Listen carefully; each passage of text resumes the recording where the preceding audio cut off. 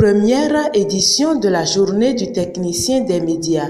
Venus de divers horizons, ils sont une trentaine de techniciens des médias qui se sont mobilisés ce vendredi 5 avril 2025 pour honorer à ce rendez-vous. Organisée par l'Association des techniciens des médias du Bénin, cette assise s'est tenue autour du thème principal « L'auto-formation continue, construire un parcours de compétences polyvalentes durables ». Pour cette activité, une activité qui,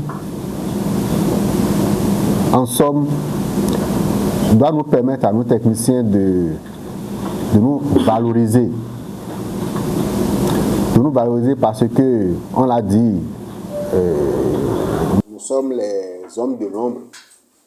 On est tellement resté dans l'ombre qu'à la fin, les gens nous oublient dans l'ombre.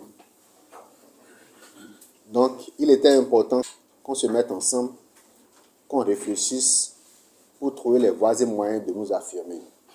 Et cette activité-ci, je considère ça comme étant un creuset qui va nous permettre de nous voir, de réfléchir ensemble à comment est-ce que nous allons faire pour aller de l'avant. Et quand je lis bien ce qui est inscrit au niveau de l'Association des techniciens du Bénin, et c'est pourquoi je voudrais vous inviter, vous exhorter à œuvrer pour être ensemble parce que rien ne peut s'obtenir dans la division. Pour la manifestation de ce matin, qui est une première, et je m'attelle et j'insiste là-dessus, qui est une première, parce que dites-vous, ça vient réparer un tant soit peu une injustice où nous le disons à raison, que les techniciens sont souvent lésés.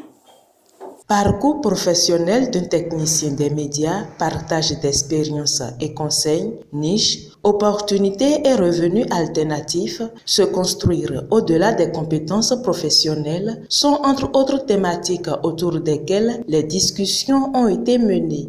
Les différents communicateurs invités ont partagé leurs expériences et leurs connaissances sur les meilleures pratiques d'auto-formation et les atouts disponibles pour acquérir de nouvelles connaissances afin de devenir des techniciens polyvalents.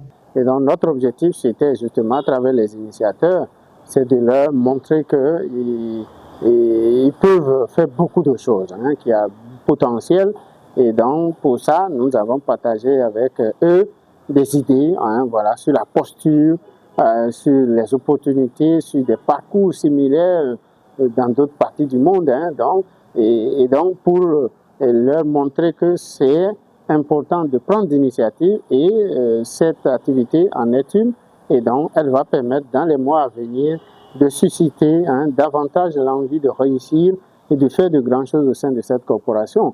Et donc pourquoi pas trouver de futurs chefs d'entreprise, d'organes de presse et tout ça en leur sein.